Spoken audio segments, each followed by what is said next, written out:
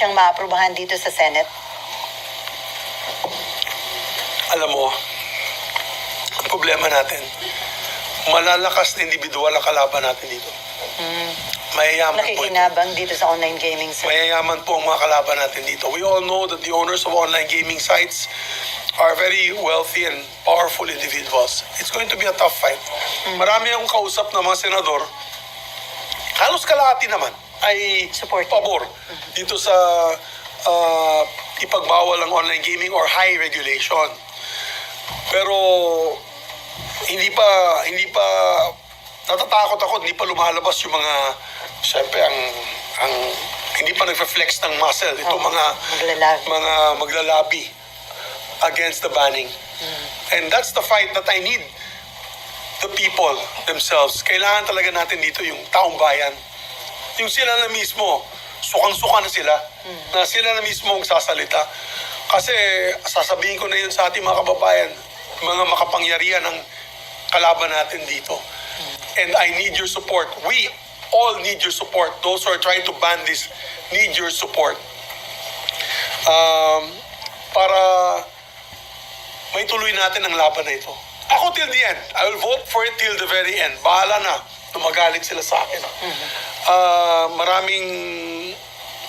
Marami talaga mga bilyonaryo matatamaan dito. And I think we all know how they play the game.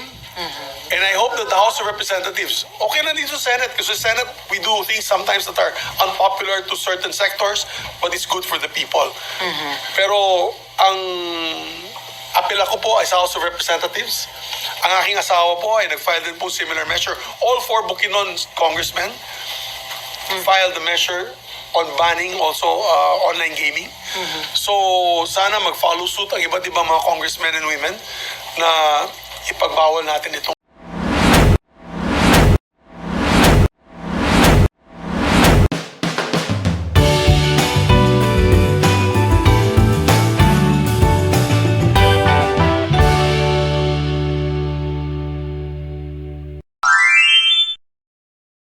exports. Very, very small number of exports. On a recent online survey of ABS-CBN, sang-ayon ba kayo na ipagbawal ang online gaming sa Pilipinas? Ang result was overwhelmingly in favor of the ban. And even online, makikita mo online, meron mga heart and then yung parang ibang icon para hindi pagbawal. Like this one, it's 175,000. There's another one that I saw, overwhelming then about 50 plus thousand were against online gaming, and only 500 plus were for online gaming. So it's becoming to be a scourge in our society, guys. I'm letting everyone know that this is becoming to be worse. Ganito lang kumpisa yan. Kung sa isabong, diba? Parang walang namamansin dyan. After 2 to 3 years, pumunta nga ako ng Siargao kasi I go fishing sa Siargao. Yung mga nagtatambay lang doon, lahat sila nakaisabong, nakapapanood ng video. Sabi ko, nako, this is going to be another problem in our country, and it became a big problem in our country. So, this online gaming has only been siguro popularized in the last 2 years. So if we continue this in the next 2 years, by the end of the term of the president, we'll be a nation of online gamblers, a nation of addicted gamblers, and a drop, and you'll see all across the board in all sectors there will be a drop in productivity, drop in consumer spending, there will be a drop even in energy utilization kasi wala sila pambayad ng kuryente. And this will also increase the number of crimes, petty crimes, theft, scamming and all that, para na makapagbayad dito sa addiction na ito. So we have to stop this. We have to stop this. Or else, kawawa po yung ating mga anak, ating mga kababayan. So sir, considering na maraming sumusuporta dyan sa proposed bill nyo na yan, sa tingin nyo, mabilis siyang maaprubahan dito sa Senate? Alam mo, ang problema natin, malalakas na individual ang kalaban natin dito.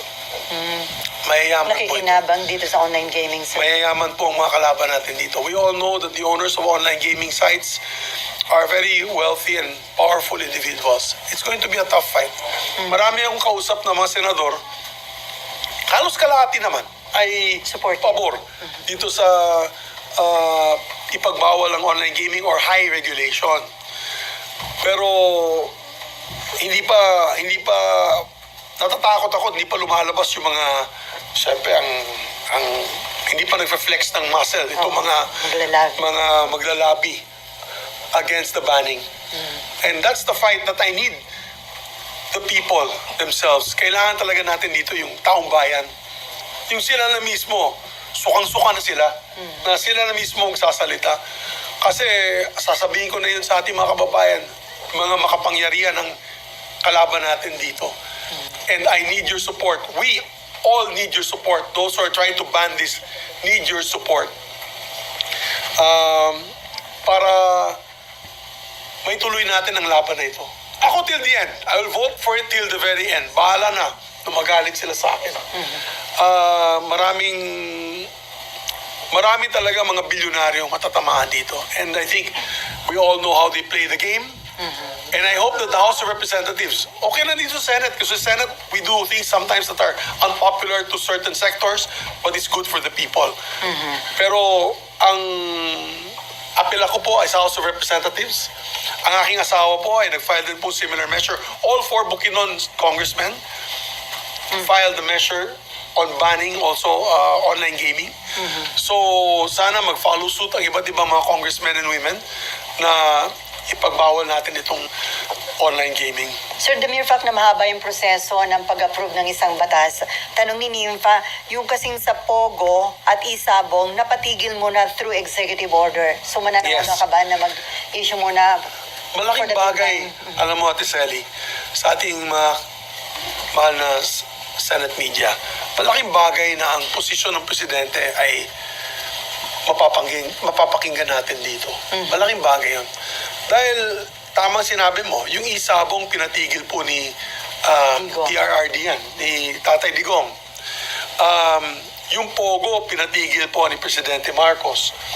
So, biro mo yung Pogo nga that was offshore gaming So, hindi apektado ang kababayan natin dito. Ang apektado mga taga-China. Kasi it was focused on China. Yung games din, offshore gaming yan Ang nangyari lang dahil nga sa daming Chinese na nakatira dito, unfortunately, we had all sorts of crimes happening within their community na spill over din sa atin. No, yung mga triad pumasok dito, iba't ibang gang, iba't ibang sindikato. Kaya nagalit na rin po tayo, nakasama na rin po yung pagsispiya. No? Papasok dito bilang Pogo worker, nag-spy pala for the Chinese government.